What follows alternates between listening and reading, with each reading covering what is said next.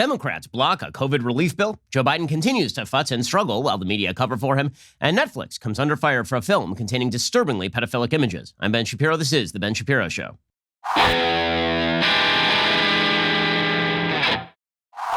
The Ben Shapiro Show is sponsored by ExpressVPN. Why haven't you gotten a VPN yet? Visit expressvpn.com/Ben. Before we get to all the news, and it is a varied and wild news cycle. First, let's talk about the fact that you're spending way too much on that cell phone bill. Like a lot of money on your cell phone bill, and you don't need to spend that much on your cell phone bill. I mean, let's be real about this. You're spending a lot because you're paying for unlimited data. Are you actually using unlimited data, or are you using, as it turns out, very limited data? And what you actually need is to cut down on that cell phone bill, but still get the same exact kind of coverage that you have right now. Well, good news for you. That's what Pure Talk does. Pure Talk will give you the exact same coverage, same towers, same bars as AT&T, Verizon, T-Mobile, but it'll cost you half. No contract, no excessive fees. Right now, you can enjoy unlimited talk, text, and 2 gigs of data, all for just $20 a month. The average person is saving $400 a year on their wireless bill. So grab your mobile phone, dial pound 250, say Ben Shapiro. When you do, you save $250 off any iPhone, including the new iPhone SE. Again, that is pound 250, say keyword Ben Shapiro. Pure Talk USA is simply smarter wireless. There is no reason to overspend, especially these days. You need to save your money. You need to spend it on things that actually matter to you, not spend it on a phone company for that unlimited data that you are not using. Go check out Pure Talk USA right now by dialing pound 250 and saying Ben Shapiro to save $250 off any iPhone as well, including that new iPhone SE. Okay, so we begin at this hour with a quick note that today, of course, is September 11th, which is a good time to remember that we're supposed to be a unified country. I know these are incredibly divisive times, and people look at each other across the aisle and we think, how about a national divorce? Like, we don't seem that we want to live in the same country anymore. Well, it's amazing to say that it's been nearly 20 years since 9/11, but for those of us who are old enough to remember 9/11, it was a formative experience for a lot of us. I know a lot of people who shifted from left to right in the aftermath of 9/11. I know a lot of people who had a revivified sense of what it meant to be an American after 9/11. It turns out that when America is under attack from an existential threat, when Americans are being murdered by the thousands in America's biggest and greatest landmarks, Americans tend to resonate to that and remember what it is that was supposed to bring us together as Americans. And frankly, it's incredible that in the midst of a great pandemic, we can't even do that again. That in the midst of a global pandemic that has taken, at this point, nearly 200,000 or about 200,000 American lives, that we can't come together and at least recognize why exactly we like each other or why we want to occupy the same country. And maybe it is that it's just been too long since 9/11 for people to remember exactly how we felt on the morning of 9/11 as we watched terrorists plow 2 civilian airliners into the Twin Towers, and as we watched them plow another civilian airliner into the Pentagon, and as a 4th civilian airliner went down in a field in Pennsylvania. But for those of us who are old enough to remember, we remember the gut-wrenching horror of watching our fellow Americans, people, we had no idea their politics, we had no idea what they believed about the world, having to hurl themselves from the highest stories of the World Trade Center, people with families, people with children, watching as firefighters charged into those buildings, knowing full well that they would probably die doing that and trying to save other people's lives, knowing full well that people who were joining the military and making sacrifices most of us were not willing to undertake to go overseas and protect America, that this was indeed a great country and a country worth upholding. And that is worth remembering again. That is worth remembering again, that what unites us is supposed to be so much more than what divides us. Unfortunately, in today's day and age, maybe it's because we haven't faced down a 9/11. Maybe it's because we haven't had the spectacularly horrifying images on TV of what happened on 9/11 hit the United States. Again, maybe because COVID isn't an external enemy so much as just an ever-present threat. Maybe for whatever reason, we have not come together. Instead, we have decided to stab each other, tear each other apart, and see each other as enemies rather than friends, as enemies rather than brothers and sisters. Good indicator of this today on Twitter. There's a trending hashtag, hashtag all buildings matter. Now, the ideological contortions you have to go through in order to tweet that and believe that you're saying something good, relevant, or moral are pretty astonishing. So presumably this is meant, this hashtag all buildings matter is meant as a rebuttal to the all lives matter rebuttal to Black Lives Matter. So in order to try and understand the logic of this, you have to go back to what Black Lives Matter was supposed to represent. So Black Lives Matter, as I've said before, is a term of semantic overload. It can mean several different things. One, it can be the inarguably true and obvious proposition that Black Lives Matter in the United States, which we all agree with. Then it could mean the Black Lives Matter organization, which is a radical neo-Marxist movement. And then it could mean the Black Lives Matter movement more generally, not the organization, but the movement more generally, which argues that America is systemically racist and dislikes black Americans and discounts black bodies and tries to harm black Americans, a proposal for which at this point in American history, there's not only no evidence, there's significant counter evidence. Okay, All Lives Matter was meant as a rebuttal, generally speaking, to that second contention, which is that everybody agrees that Black Lives Matter because Black Lives matter just as much as everybody else's life. Okay, so people who are advocates of Black Lives Matter decided that they were going to hashtag all buildings matter, as though the comparison where you say that the World Trade Centers matter, well, all buildings matter equally. Okay, this makes no sense. This makes no sense. Because the argument of Black Lives Matter is that black people are being disproportionately targeted, that America is systemically racist. Okay, that is a bad argument. There's not a lot of data to back that. In fact, as I say, there is significant counter data to back that. The hashtag all buildings matter presumably suggests that certain buildings were not targeted.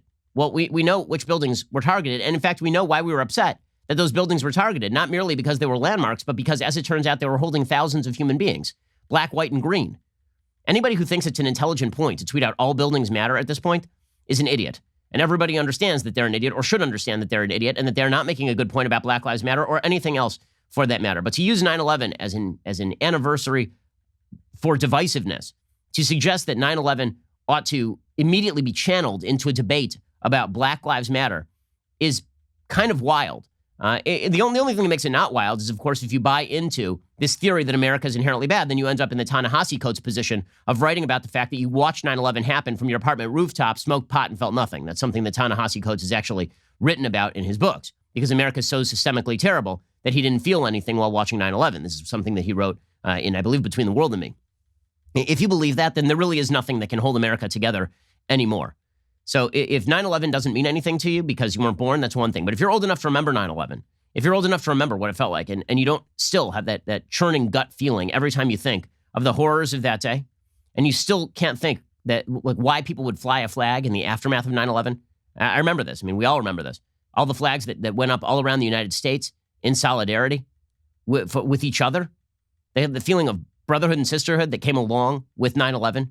The final realization that we were all part of the same country and that it was a country worth upholding, that we are a good country, that when shown in stark relief with so many other places around the world, including the ideologies of places like Afghanistan and the Taliban and Al-Qaeda, that when you're placing the United States in stark relief with any place else on earth, this is an amazing, amazing place with amazing people, heroes, people that don't know other people who they are willing to sacrifice their lives for. We should be reminded of that as we approach a contentious election when it appears that violence in the streets is a real possibility. We should remember all of that. Okay, in just a second, we're going to get to the news of the day. First, let us talk about the fact that you need better employees. You do. Okay, and these days it can be tough to find really great employees. Also, it could be really tough to find a job if you're an employee looking for a great employer. Monica Starks could relate. She needed to hire for a pivotal role at her construction company, GS Group. She was having a tough time finding the right person, especially with a lot of candidates out there. So she switched to ZipRecruiter. ZipRecruiter doesn't depend on candidates finding you. It finds them for you. Its technology identifies people with the right experience for your job and then actively invites them to apply, which is why you should try ZipRecruiter for free at ZipRecruiter.com/dailywire. And that is how Monica found Lamont Jenkins. She said ZipRecruiter sent Lamont's profile to her around 5 minutes after she posted her job because he was a great match for the role. Through ZipRecruiter, Monica's company has hired everybody from accountants to project managers to field scientists. Monica is not the only employer who loves ZipRecruiter. Here at Daily Wire, we've been using ZipRecruiter consistently. So say that you have a brand new producer named Rebecca, and she seems quite wonderful.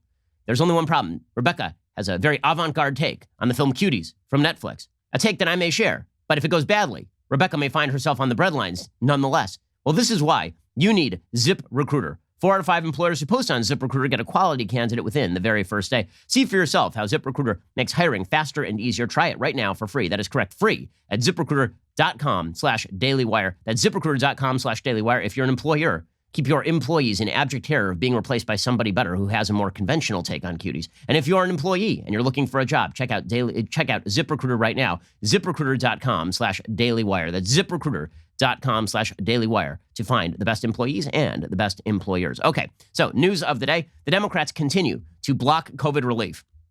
The media are covering for them. So what you've seen is Senate Republicans fail to advance bill. Senate Republicans fail to advance bill. No, that's not what happened here. What actually happened here is that Senate Democrats, who are in the minority, utilized that Jim Crow relic, according to Barack Obama, the Senate filibuster, to filibuster a COVID relief package.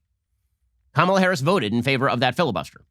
So Democrats used the filibuster to kill a COVID relief package just a few weeks after using that Jim Crow hallmark, the filibuster, in order to kill police reform proposed by Republican Senator Tim Scott. So it seems like Democrats are very much willing to use Jim Crow relics when it serves their interests. They are willing to use any institution of power or get rid of any institution of power in pursuit of their goals, which is one of the reasons why Republicans have very little trust that Democrats are going to abide by any rules of the game when it comes to upholding American institutions. It's one of the reasons why I, among other conservatives, am deeply fearful that Democrats who have now pledged that they wish to pack the courts, that they wish to get rid of the Senate filibuster, and that they wish to add states could systematically change the nature of American government if they achieve a majority in the Senate and the presidency of the United States in 2020. So why are Democrats doing this? The answer is obvious. They would love to see the economy tank just before the election and ensure that Joe Biden wins election. According to the New York Times, prospects for any additional stimulus to address the coronavirus pandemic's devastating toll before the election darkened considerably on Thursday when a whittled-down Republican plan failed in the Senate on a partisan vote. Democrats voted unanimously to block the proposal from advancing, calling it inadequate to meet the mounting needs for federal aid in the latest indication of a lack of political will to reach an agreement, even as critical federal aid for individuals and businesses has run dry. It was a nearly party line vote whose outcome was never in doubt. The proposal amounted to a fraction of the $1 trillion plan Republicans had offered in negotiation with Democrats, who in turn were demanding more than twice as much. Well, the reason that the Republicans then proposed a slimmed-down bill is they said you can't agree on any of the ancillary stuff in the bill, so let's just at least agree that we should extend some unemployment benefits for a little while. We should make sure that people have enough money to pay their rent for the next month or so.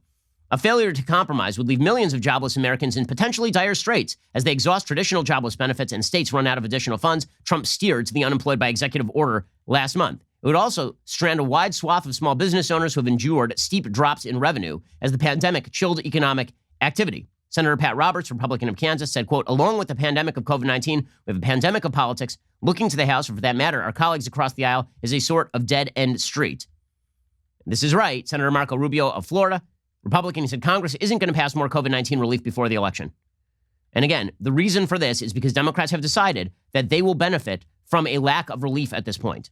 Remember, Democrats have never met a spending bill they don't like, except for this one, because the spending bill that they don't like is the one that would presumably help Trump have a possibility of winning re-election or help Republicans who are in very contentious Senate races. There are a lot of very close Senate races around the nation right now. So combine the alarmism that Democrats are performing about COVID and the possibility of a second wave in New York, New Jersey, with their unwillingness to push forward relief.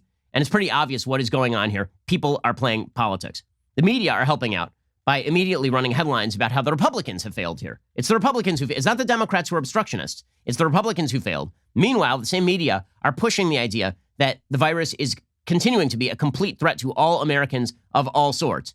The New York Times ran with a research letter from Harvard that talked about how COVID-19 is, quote, a life-threatening disease in people of all ages. That research letter from Harvard found that among the 3,222 young adults hospitalized with COVID-19, 88 died, about 2.7%. 1 in 5 required intensive care. 1 in 10 needed a ventilator to assist with breathing.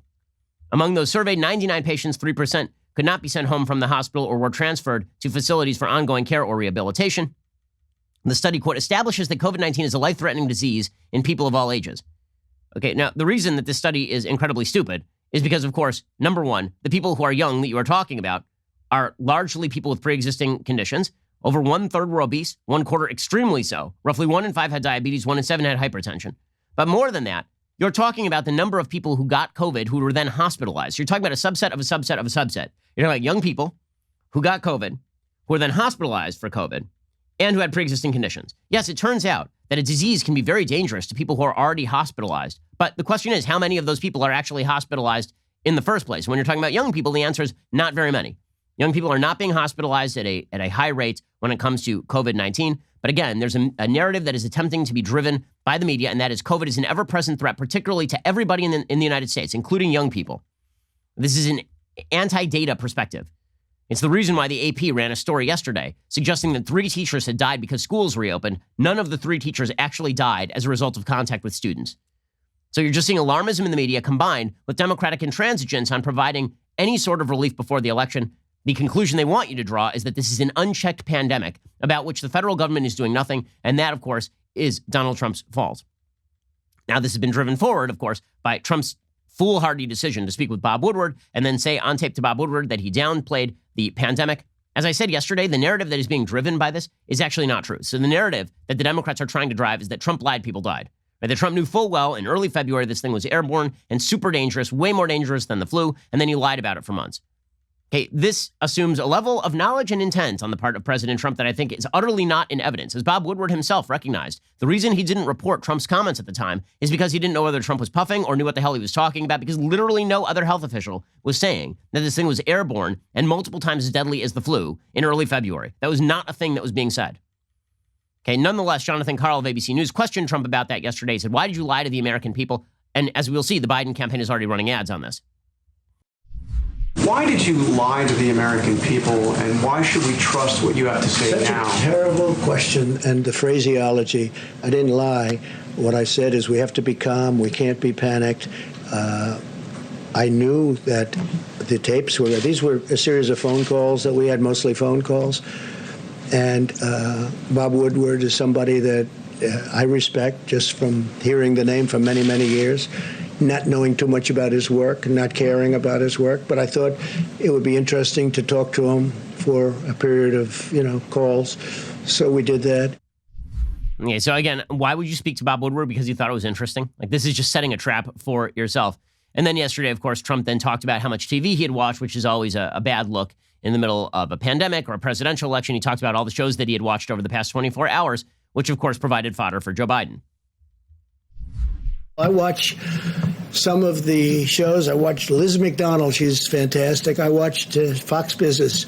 I watched Lou Dobbs last night, Sean Hannity last night, Tucker last night, Laura.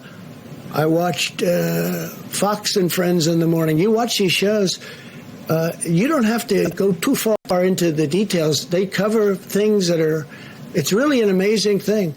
Okay, so as we'll see, this became fodder for a Biden ad. Again, the entire Biden campaign is predicated on the fact that he can stay in his basement and just rip on Trump, and the media will do his heavy lifting for him.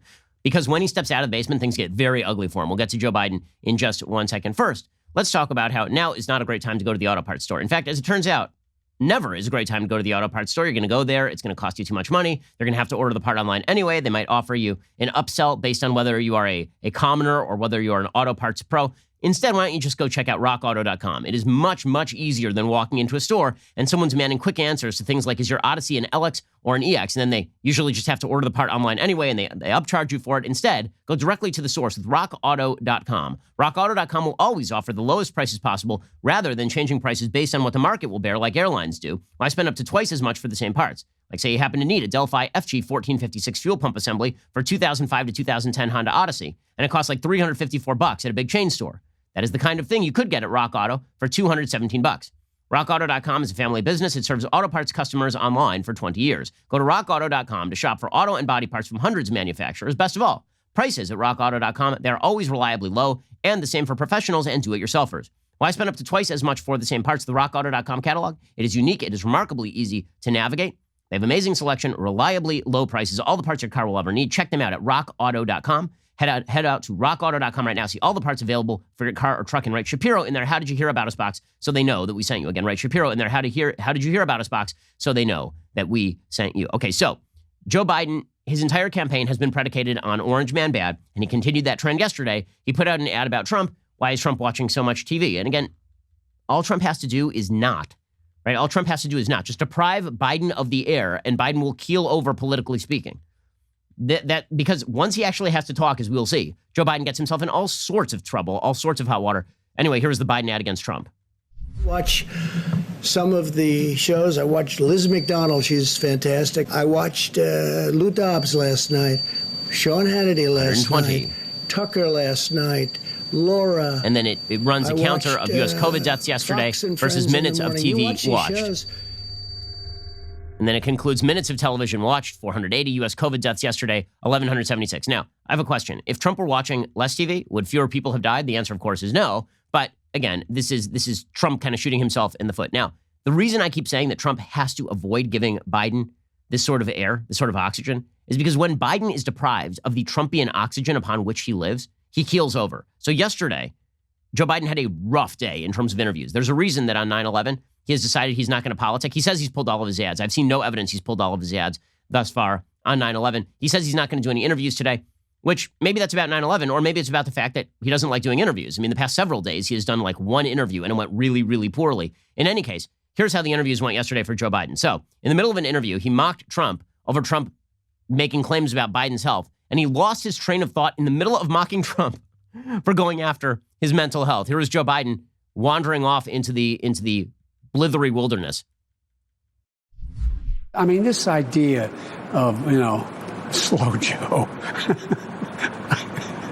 I shouldn't laugh about it because, anyway, Donald Trump, just look at us both, watch us, and determine whether or not you think I'm misleading anyone, not you personally, but the public. Look at me, judge me based on, I know what the job takes. Yeah. Slow Joe. Why would they call me Slow Joe? And what's over here? Is there pudding? Is it early bird time? Yeah, that's a good look. Okay, Brett Baer asked Biden's spokesperson, because this has come up recently, whether Biden is using a teleprompter during interviews, because there's an interview that he was doing with some labor union in which somebody asked him a question, and he literally says in the interview, I want you to scroll up. Okay, now, as somebody who operates with a teleprompter, right, I don't use this teleprompter on the show. I'll tell you exactly when I use the teleprompter, okay? The only time I ever use the teleprompter on the show is if I'm reading an ad, which you will know, or if I'm making a pitch for the subscribers, which you'll know, or at the very beginning, like that little intro at the beginning of the show. Right? That's the only time I use the teleprompter. All the other times, I'm not using the teleprompter. I'm just staring into camera. And when I do interviews, I'm not using the teleprompter either, because during interviews, that would be incredibly distracting and very weird. No one uses a teleprompter during interviews. That's called cheating, right? You don't do that. But Joe Biden's spokesperson was asked whether Biden uses a teleprompter during interviews, and he has literally no answer. It's very, very awkward stuff. Has Joe Biden ever used a teleprompter during local interviews or to answer Q&A with supporters? Brett, we are not going to engage. This is straight from the Trump campaign. Well, yeah, talking they're points. using it. And what it does, Brett, is it's trying to distract the American people.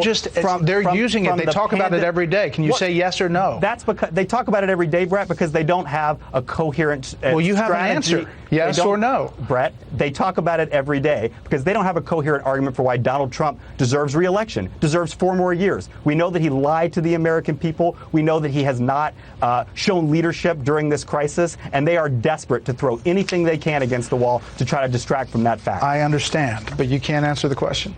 Correct, because the fact is that Joe Biden is using teleprompter during interviews because he is in declining mental health. We all know this. His decline is obvious to everyone, and that's why his interviews are going really, really badly. So he did an interview with Jake Tapper yesterday in which he did a bunch of stuff that really was not beneficial to Joe Biden.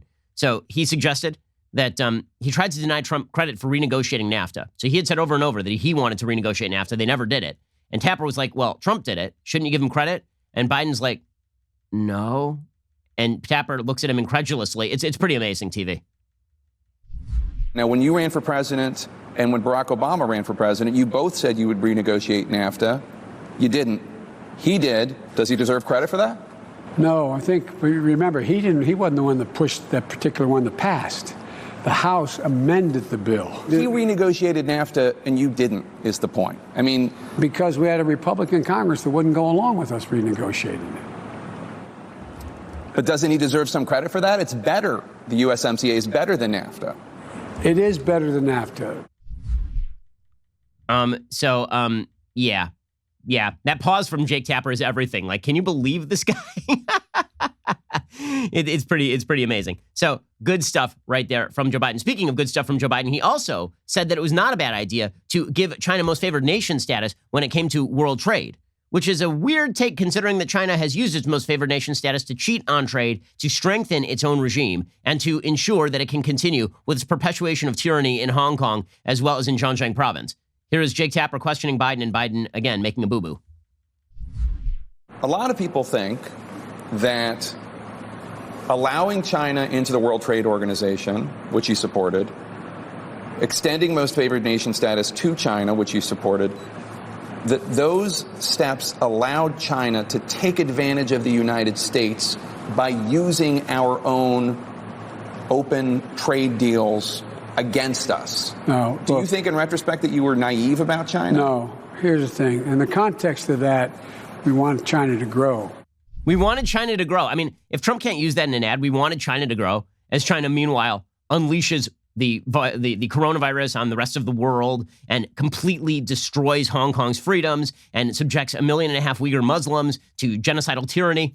Yeah, good job there, Joe. Again, this is why Trump has to deprive him of the oxygen of Trump, right? You just got to stop with the Trump stuff. If you stop with the Trump stuff, all you get is this crazy old bat, right? In a second, we're going to show you more of the crazy old bat. We'll get to that in just one moment. First, let us talk about the fact that when you are running a business, HR issues can absolutely kill you. You don't start a business to worry about HR, but HR issues can come and bite you directly on the butt. We're talking wrongful termination suits, minimum wage requirements, labor regulations. You need somebody who's going to handle your HR. You just do, particularly as your company grows beyond being a few people. HR manager salaries, they are not cheap. They average $70,000 a year. Can you afford $70,000 a year just for HR compliance? Probably not. Instead, why not check out Bambee? It's spelled B-A-M-B-E-E. It was created specifically for small business. You can get a dedicated HR manager, craft HR policy, and maintain your compliance all for just $99 a month, which is a great way of ensuring that your company not only runs smoothly and in compliance with law, but limits your legal liability. Because if you don't have HR people, bad news, guys, you might end up with an enormous amount of liability you had not particularly foreseen.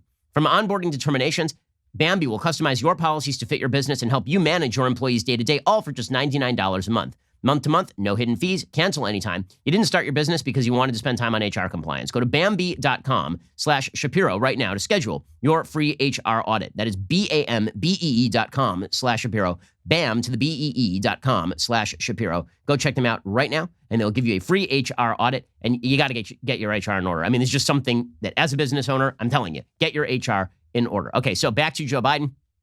Probably Joe Biden's biggest boo-boo in that Jake Tapper interview is he essentially says that the reason that Trump won in 2016 was because of racism. He suggests that counties that voted twice for Barack Obama and then flipped to Trump did that because of inherent American racism in response to Trumpian dog whistling. So we are now back to Barack Obama, the bitter clingers are the bad guys, and Hillary Clinton, the deplorables, are the bad guys. Why Democrats feel the necessity to constantly go to, it's a bunch of racists supporting my opponent, now vote for me. I don't understand it other than just the deep-rooted disdain that so many Democrats have for people who live in the middle of the country and in rural areas particularly, and their own self-righteous belief that they are the only anti-racism crusaders in the country, and therefore that anyone who opposes them, whether it be Mitt Romney, who Joe Biden, remember, said wanted to put you all back in chains, or Donald Trump, that all of those other people are racist and the people who support them are racist. Here is Joe Biden calling his political opponents racist. We're in Macomb County, Michigan right now. This is a county that President Obama and you carried twice, and then President Trump carried by 12 percentage points in 2016. Why do you think so many of these voters turned against the Democratic Party in 2016? I think it was the feeling that they were taken for granted. I don't know that for a fact. And I think that he used that dog whistle on race. Now it's a bullhorn. Okay, so again, is that smart politics by Joe Biden? The answer is no, which is why, again, Trump's biggest political malfeasance here is putting himself front and center. I know Trump likes the attention. I know he wants the camera on him. The more the camera is on Joe Biden and Kamala Harris, the more they talk, the worse it is for them. As I have said before, elections are a referendum on one of the two candidates. Whoever the referendum is on loses. In 2016, the misimpression from the media is that what was going to happen is it was going to be a referendum on Donald Trump. It was not, in fact, a referendum on Donald Trump. It was a referendum on Hillary Clinton. It was a referendum on Hillary Clinton because she had a 30-year history of alienating American voters, which is why, even though she won the popular vote by driving out votes in California and New York, in the middle of the country, people did not show up for her. Donald Trump won Wisconsin with fewer absolute votes than Mitt Romney lost Wisconsin in 2012. So that ain't about Trump driving out new votes. That is about people not showing up for Hillary Clinton. Well, the same thing could easily happen with Joe Biden because the more you see of him, the less you like him. So Donald Trump needs to remove himself from the stage, right? Accent, stage left, followed by bear. Like, get off the stage right now, President Trump, and let Joe Biden be the center of attention. You don't have to be the center of attention. The more Joe Biden is the center of attention, the worse he looks. Now, meanwhile, the entire culture has decided to press forward with its narratives on racism because they think that this is the way they're going to drive Trump from the stage, is by suggesting that America is systemically racist across the board, and every cultural institution will be hijacked in order to push forward this particular push. We'll get to that in just one second. First, let us talk about how you protect your online data. Right? There are a lot of viruses out there right now. There's new ransomware viruses that are coming along nearly every day that are designed to basically lock key files for you unless you pay them money. It's really, really bad stuff. This is why you need PCmatic. It's a next-generation antivirus designed to stop modern threats like ransomware. Independent testing firm AV-Test just named PCmatic a top performer in the cybersecurity industry, giving it the Best Performance Award for 2019. Only PCmatic has American research, development, and support. PCmatic's competition is foreign-made, often in countries where malware originates. PCmatic blocks annoying and malicious ads for hassle-free web browsing, makes your computers faster and more reliable even after years of use. PCmatic protects Windows computers, including XP, Vista, Windows 7, 8, and 10, Windows servers, Macs, MacBooks, and Android phones and tablets. PCmatic is just $50 for 5 devices for 1 year with a full 30-day money-back guarantee. If you act now, PCmatic has offered my listeners a free month of security protection with the purchase of an annual license. To access this offer, go to PCmatic.com/Ben. Again, to get that world-class security that keeps your computers running great, go to PCmatic.com/Ben. That is PCmatic.com/Ben. Go check them out right now and protect your computer. In a second, we're going to get to the cultural narratives that are being pushed, and we'll get to people blaming climate change for the fires in California. As it turns out, that is not particularly accurate. We'll get to that in a second. First, as part of our Daily Wire audience, there are a number of ways to take in the podcast. You can listen on Apple Podcasts, Spotify, or another podcast app. You can also watch our podcast at YouTube, Facebook, or over at dailywire.com. Here's the bottom line. We're making our content available to you anywhere you want to watch or listen. And now we're introducing a new upgraded experience. Daily Wire is now on Apple TV and Roku, so members can enjoy all of the visual elements on this podcast on your big screen, either live or on demand. Find the Daily Wire on Apple TV or Roku and download it today. You have to be an Insider member to watch live. Head on over to dailywire.com/Shapiro. Use code WATCH at checkout to get 15% off your membership purchase. The deal won't last long, so act fast if you want live shows on your big screen, plus the one-of-a-kind, highly coveted leftist tears tumbler. Again, that is dailywire.com/Shapiro to get 15% off with code WATCH. Download the Daily Wire on your Apple TV and Roku today. Also, another great episode of the Sunday Special. It is coming up this weekend. Former Secret Service agent, conservative political commentator Dan Bongino joins me as we talk about big picture issues like social media censorship, impeachment, and Spygate. He is the expert on that and the radical left's role in the riots and looting taking place across the country. So head on over to dailywire.com or listen on Apple Podcasts, Spotify, wherever else you get your podcasts. Here's a little bit of what the Sunday Special sounded like. You can get the two biggest scandals of our time wrong in the media. You can say Spygate was a hoax, it wasn't, and collusion was real, it wasn't, and you get a Pulitzer Prize. Alrighty, so go check that out right now. It is definitely worth the watch. Really, really interesting stuff. Meanwhile, you are watching the largest, fastest growing conservative podcast and radio show in the nation.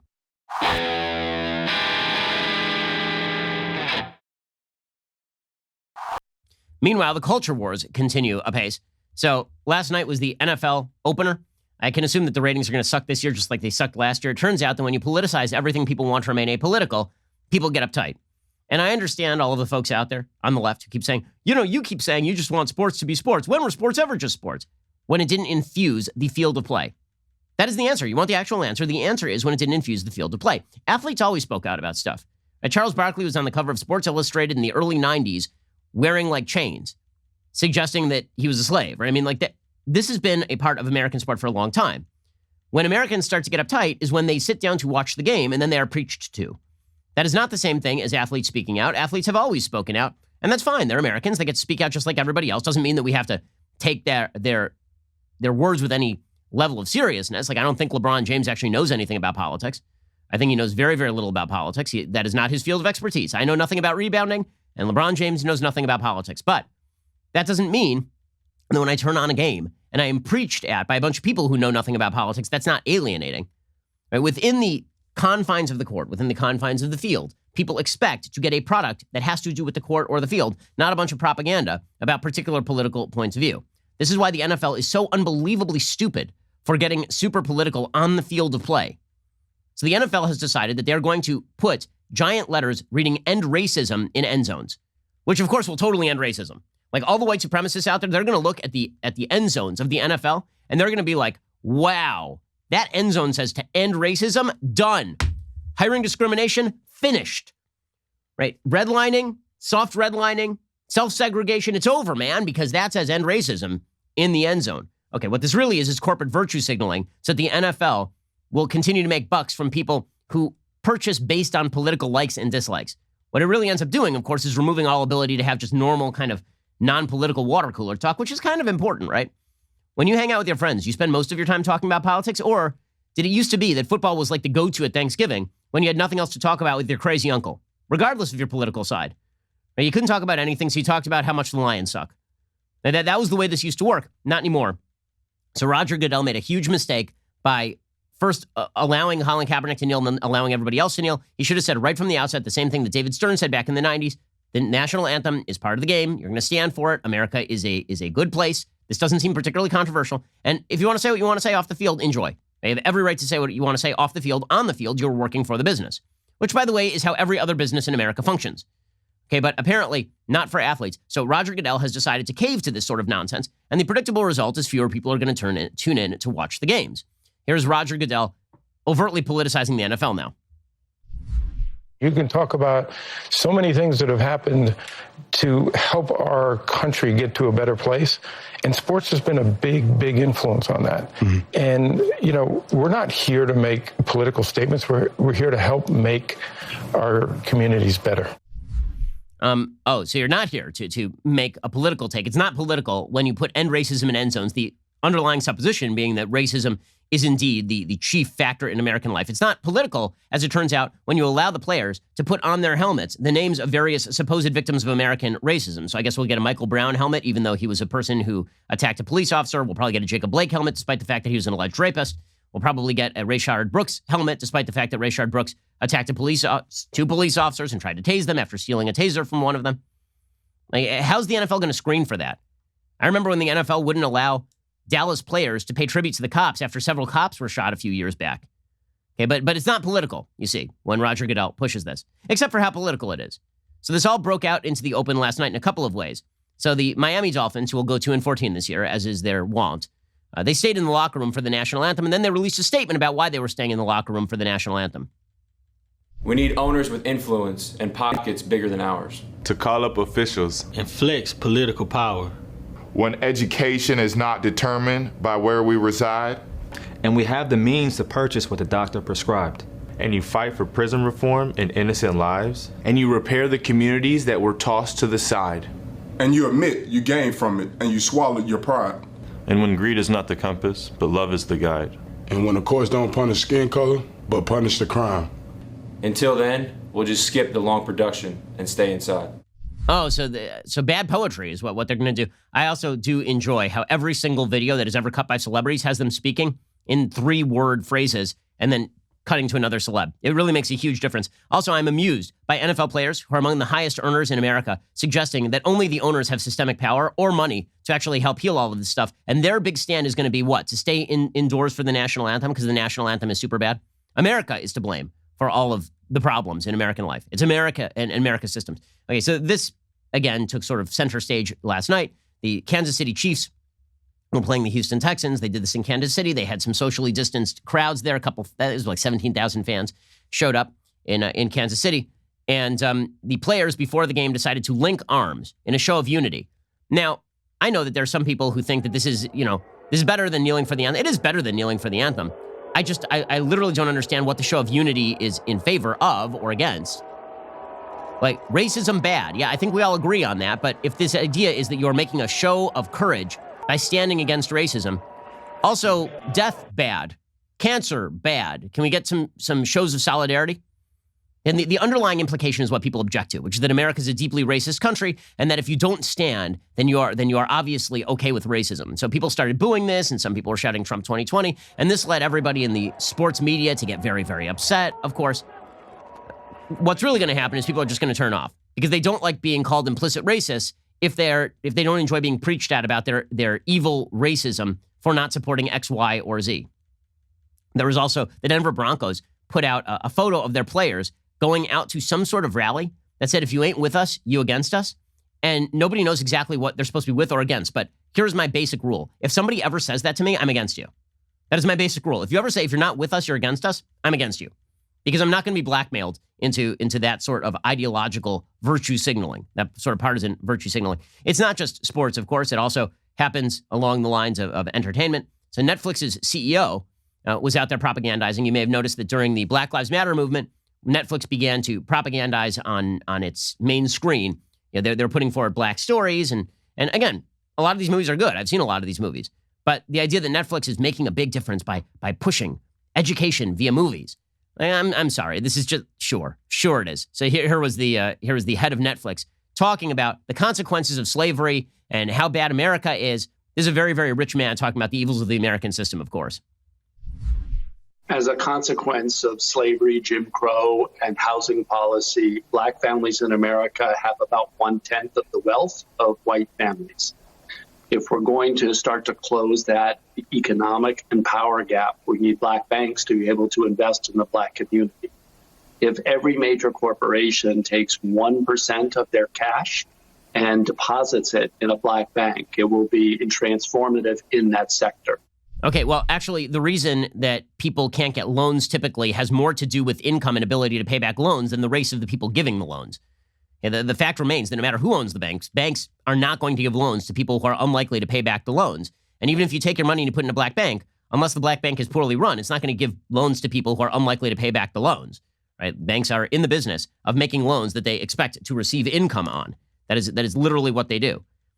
Which does bring up all of this kind of corporate virtue signaling does bring up this is the 50th anniversary of an essay that was written by Milton Friedman that is now getting all sorts of flack. I'll get to that in a second. First, I just want to make one more example of this. Lululemon. You want to talk about corporations virtue signaling and making everything political? Lululemon put out a poster. I'm not kidding. A workshop, September 17th. Okay, a workshop to unveil historical erasure and resist capitalism. This is a real thing. Resist capitalism. Lululemon. The people who charge $100 for yoga pants for suburban rich white ladies. They want to decolonize gender and resist capitalism. Okay, so number one, I don't think you can decolonize gender through yoga pants. Yoga pants seem kind of gendered. Just going to put that out there. For all the dudes in the audience, they know what I'm talking about. Turns out that yoga pants, guys kind of into them. Not wearing them, looking at them. That's just a reality of life. Okay, but beyond that, Lululemon resisting capitalism is it's a hell of a statement from Lululemon. I don't believe them. I don't believe them.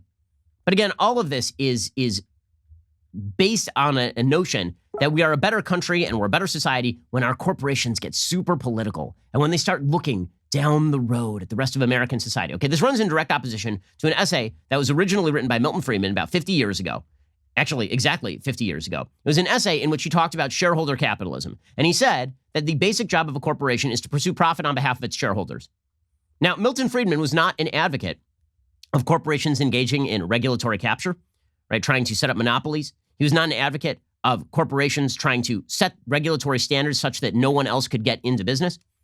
He was not in favor of people violating labor laws. And that's not what Milton Friedman was talking about. What he was talking about is that when a corporation decides to virtue signal with somebody else's money, they're either taking money away from the shareholders or from their workers or from the consumers whose prices they have to increase.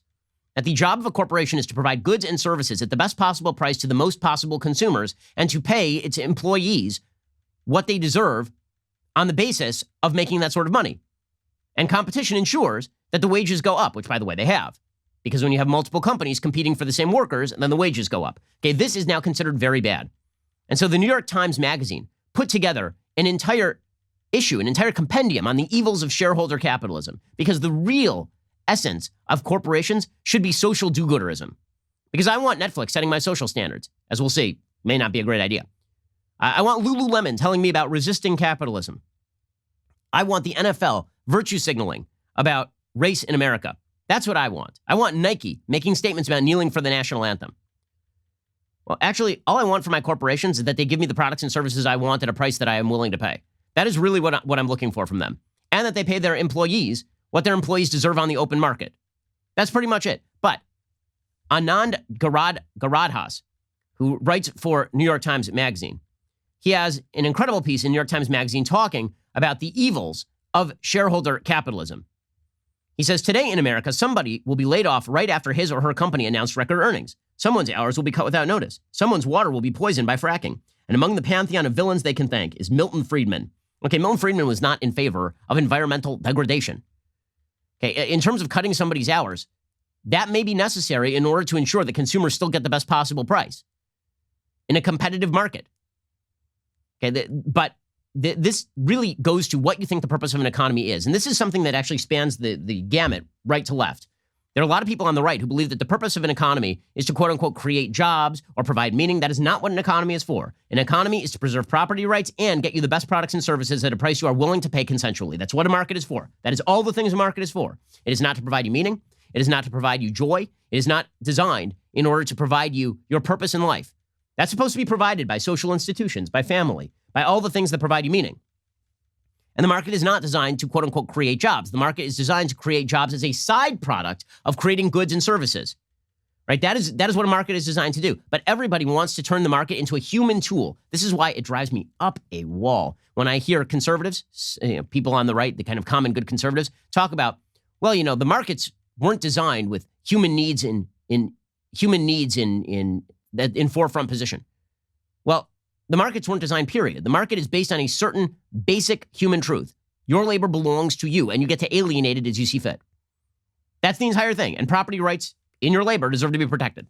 That's the whole market. It is just a recognition that you as an individual have rights. That is what a market is. It is not a system, quote unquote, designed. It is not, quote unquote, designed to achieve particular ends. It is a wonderful byproduct of that system that it happens to achieve particular ends. But it is a moral system because it assumes that you have control over your own labor and you can alienate it and make deals with others and engage in consensual back and forth with other people. But according to Anand Giridharadas, Friedman criticizes business people from straying from their lane, making money, and worrying about social good. Window dressing. Business people should not assume, quote unquote, governmental functions of tending to the public welfare. And then he says, on that point, I actually agree. But here's the thing. Friedman militantly condemns the business person who enters the public realm to be charitable, to be kind to employees, to invest in the commons, because he wants all of these functions to be left to government. Okay, well, but that is that's kind of right. I mean, if a corporation takes money and then takes the money and just gives it away, they are presumably taking it from shareholders who have invested their money, or they're upping prices in order to pay for that, or they're taking the money away from their workers. Those are the only sorts of money that comes into a corporation. What this really is an argument that capitalism is bad and corporations should run the world. It's amazing. The same people who say that corporations are evil also say that they want corporations to donate to their favorite social justice causes. Corporations who fall for this are out of their minds because these same people are going to come after your corporations. Full scale. By the way, Anand Giridharadas, his piece in the New York Times Magazine was so crazy that the New York Times Magazine had to cut it. Okay, here's the end of the piece. Quote, Milton Friedman's legacy is tragic. I am not being hyperbolic. I am being totally literal because I've seen their faces and have told their stories when I say that a great many people needlessly suffered and died because he lived. Great many people needlessly suffered and died because Milton Friedman lived. Milton Friedman's economic program was adopted more and more broadly over the course of the latter half of the 20th century, raising literally billions of people from abject poverty, slicing excessive poverty on planet Earth by up to 80% over the last several decades, ensuring free trade, ensuring property rights, and all the New York Times Magazine can come up with is, well, probably he should have told corporations to engage in virtue signaling. Okay, speaking of bad messaging, so there have been a bunch of wildfires in California. We can tell that there are a bunch of bad wildfires in California because we can look out the windows out here, and the sun looks particularly orange. It looks like something, as people have noted, out of Blade Runner 2049. It is a really, really weird feeling to walk outside and the entire sky is covered with smoke. It is not completely unprecedented. We've had this, every other summer probably for several years. The scale of the fires that are happening right now is pretty radical compared to recent years. This has led Democrats to immediately move into full pagan territory. So here was Nancy Pelosi yesterday suggesting that the wildfires are happening because, quote unquote, Mother Earth is angry.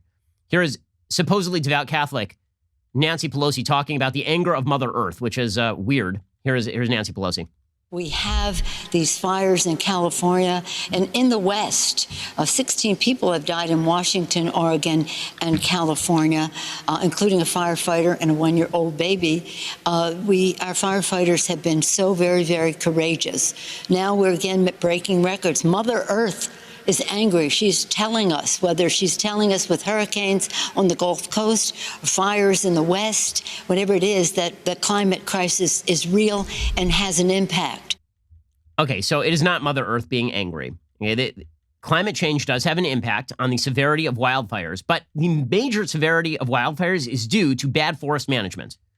Michael Schellenberger writes over at Forbes magazine, it is not the case that California's fires have grown more apocalyptic every year, as the New York Times reported. In fact, in 2019, 2019 saw a remarkably small amount of acreage burned, just 280,000 acres compared to 1.3 million and 1.6 million in 2017 and 2018, respectively. John Keeley, a leading forest scientist, says, "I see the current California fires as a normal event, just not one that happens every year." He said on July 30th, 2008, we had massive fires throughout Northern California due to a series of lightning fires in the middle of the summer. It's not an annual event, but it's also not an unusual event. In fact, if you look at areas burned in California, during prehistoric times, many, many more acres were burned in California. In fact, Keeley notes that since 1960, the variation in spring and summer temperatures explained 50% of the variation in fire frequency and intensity from one year to the next, but the half century since 1960 is the same period in which the U.S. government promoted, mostly out of ignorance, suppression of regular fires that most forests need to allow for new growth. It's not just right-wing sources saying this. ProPublica has an article by Elizabeth Weil pointing out that the prevention of megafires requires that you allow smaller fires to actually happen, and they have not allowed it to happen every year. So instead, quote, we keep doing overzealous fire suppression across California landscapes where the fire poses little risk to people and structures. As a result, wildland fuels keep building up. At the same time, the climate grows hotter and drier, then boom, the inevitable. The wind blows down a power line, or lightning strikes dry grass, and an inferno ensues. This week, we've seen both the second and third largest fires in California history. So yes, prescribed and managed burns that have been completely ignored by both the federal and the state government. That would be the major reason why you're seeing these massive mega fires. So again, government mismanagement has a lot to do with what we are seeing in California, and the sort of paganistic Mother Earth is angry with us. That's why we're seeing all this. You see this also when there's a hurricane. So when Jim Inhofe brings a snowball to the floor of the Senate and he says global warming isn't happening, people mock him. When there's a hurricane and everybody on the left goes, this is because hurricanes are becoming so much more severe thanks to global warming. Nobody has the heart to point out the reason that hurricanes are more damaging is because there is more human structure in the way of those hurricanes, not because the hurricanes are either more frequent or more damaging in and of themselves. Alrighty, so I would be remiss today if I didn't do a deconstructing the culture. Okay, it's time for some deconstructing the culture. Okay, the on the menu today is this film Cuties. So I have some complex thoughts about this film Cuties. Now, Cuties is a film that first made headlines on Netflix because the poster for Cuties is supremely disturbing the way that Netflix originally put it out. So Netflix put out a poster of these 4 little girls. I mean, and they are little. They're 11 years old. Okay, and as a father of 2 daughters under the age of 7, I can say that the way these girls was dressed was perverse and disgusting and pedophilic. And they are dressed completely inappropriately and horrifically, and they are posing in very sexual images and all this. It's gross, and Netflix had to take down the poster correctly. Okay, then there's the film. Okay, now, many things can be true about the film simultaneously. One, the themes of the film are why over-sexualization of children are bad. That is the actual theme of the film. Okay, now, the honest question to be asked about the film is when you cross the line, and this has been a long debated question in film, when you cross the line between depiction and exploitation. This has been a discussion in American film really going back to the end of the Hays Code, when you started seeing movies like A Clockwork Orange, and people were saying, okay, this shows a pretty graphic rape scene. Is that exploitation and pushing of rape, or is it actually condemnation of rape? Now, you've seen this in the context of violence, where ultra-violent movies are very often considered glorifications of the violence rather than condemnations of it or mere depictions of it. And so people get very upset about all of this. This film falls squarely into that category.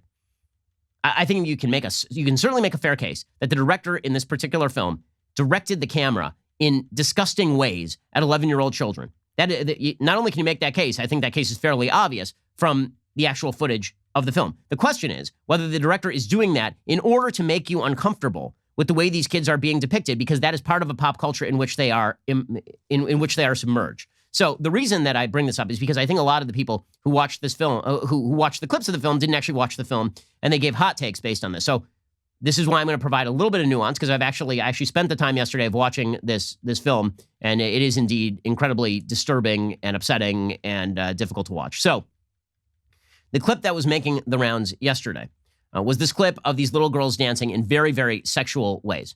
Okay, these kids are 11. 2 of them are of African extraction or Arab extraction. One is from Senegal. I'm not sure where the other one is from in the movie. And then 2 of them are white, French. Again, this is a French movie. To explain the context of this clip, I have to explain the plot of the movie. So the plot of the movie is that there is a little girl. Her name is Emmy. She's 11 years old, and she is a Muslim girl who is living in a fundamentalist Islamic family in Paris. Her parents, her mom is in the movie. her mom is being forced to accept that the dad is going back to Senegal in order to bring a second wife, right? We find this out 15 minutes into the movie, that they've reserved a bedroom for the second wife, and that this little girl is being brought up in a culture that says that polygamy is good and that women should be forced to accept it thanks to the whim of Allah. Okay, this is made very, very clear in the film. This is not me, as a quote-unquote Islamophobe saying that, okay, I'm not an Islamophobe, number one, but beyond that, that is not what the film says, right? So the film is making the point that radical fundamentalist Islamic culture is anti-woman, which happens to be obviously true, right? Any culture that says that one wife should be forced to accept another wife is an anti-woman culture, right? That monogamy is one of the great hallmarks of Judeo-Christian civilization in the West. Okay, so she lives in this radical fundamentalist Islamic household, and she's being forced to accept as the daughter of one woman that she's going to have like a new stepmom, basically, because daddy is off in Senegal bringing back the wife. Dad is not present the entire film. Upset with her own culture, she begins to engage with a highly sexualized group of young 11-year-old girls. The point of this girls group is that they are bad people, right? That they've been completely misled by the culture. The parents are not there in any way, shape, or form. They're basically being raised by the internet. The point of the film is that these girls are being raised by the internet. And there are several scenes that prove this, right? That these girls are ignorant about sex, that they don't know anything about sex, that all they know about sex is stuff that they are learning online. There's a scene where they're talking about the actual biological function of sex, and they literally have no idea what they're talking about. There's a scene in which one of the girls finds a used condom in a forest where they're hanging out, and she blows it up like a balloon because she literally has no idea what it is, and all the other girls freak out. Right? These are little girls. They're 11. They're ignorant about sex, but they know what they see online. And what they see online is a bunch of women, grown women, who are acting in extraordinarily hypersexualized ways, and they understand that it makes these women popular and that the culture values this, and so they start acting in those same ways. Now, the other girls in the group, because they are sort of more ensconced in French secular hedonism, they sort of understand where the appropriate lines are, but Amy does not, and so she continues to escalate her behavior to the point where she's taking shots of her crotch and she's putting them online. The point of the movie, she becomes a worse person for moving away from fundamental moral tenets and moving toward a social media culture that values women for their sexuality and values girls for their sexuality. And so she's constantly misinterpreting things, right? There's a scene where she attempts to sexually proposition. She steals a cell phone from her cousin, who's an adult. She attempts to sexually proposition him in order to get back the cell phone. He, of course, reacts very badly because she's 11. And the point is that she doesn't know where any of the lines are because she's being raised by the internet. Because the internet and our over-sexualized culture deliberately forces the internalization of hypersexualization into young teens, into preteens. There's a scene that is described in a lot of the descriptions in which a 16 or 17-year-old girl shows her breast on screen. That's because the girls in the movie are watching this happen online. They're watching that video online. And they don't at any point say, is what the girl is doing right or wrong? Instead, they just say, wow, look how many likes she has. Maybe we should do stuff like that. Okay, so the point of the movie is that France has basically broken down into a society where, because of its multicultural ethos, it tolerates radical fundamentalist Islam, in which people are shipping in second wives from Senegal, on the one hand, and on the other hand is providing as a lived alternative the secular hedonistic lifestyle that over-sexualizes children. And that there's bleed-over effect from that that over-sexualized lifestyle from adults to children. So that's a pretty conservative message. Like, the actual message of the film is actually quite conservative. Now, the problem with the film comes in the depiction, right? Does this film cross the line between depiction and exploitation?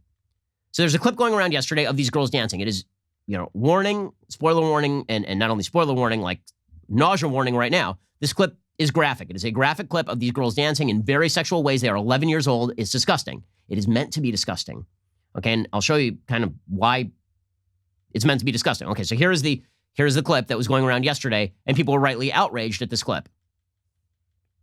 I don't care if you really want to trust me. I just want to Okay, you can see the adults reacting in the clip, not being upset that these girls are twerking, not being upset, and being kind of happy about it. And these girls are dancing very, very sexually. They're 11 years old. It's really, really disturbing for folks who can't see this, and there are shots of crotches and shots of butts. Okay, and it is these kinds of shots that people are saying, how in the world is this being promoted? How in the world is this even being filmed? I mean, these are 11-year-old girls in real life who are being exploited this way. You can see the adults are very excited about it. They're very happy about it. Okay, and then the girls start to get more and more sexual, right? And they start to get more and more sexual because they've coordinated this dance based on based on a video that they've seen online that is very much like WAP. Okay, like these very sexualized, hypersexualized, lesbianic dances. Okay, that's a scene in the film. There's a scene in the film where the main character, who is, again, the Senegalese girl, is literally sitting in a session with the other women. The other women have scarves over their head and they're praying, and she's sitting with her earphones in watching this sexualized, hyper-lesbian stuff, right, on her cell phone.